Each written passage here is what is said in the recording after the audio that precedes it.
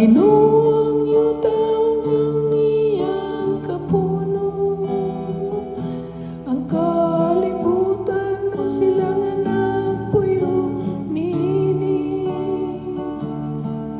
Kay iya kining gitukod di mabaw sa kadagatan, kung iya kining gibuhat di babaw sa kasubaan.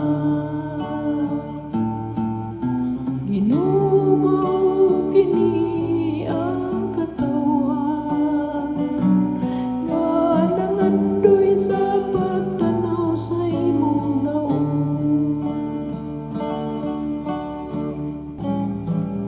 Kinsay makatunga sa bukid sa Ginoo, o kinsay makabarog sa iyang balaang dapit.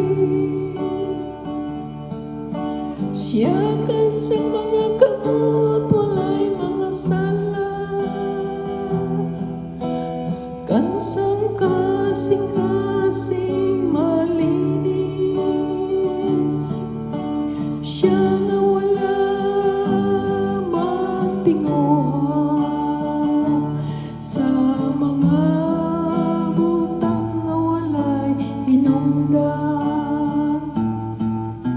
Ginoo kini ang katawan nga nangandoy sa pagtanaw sa imong daon.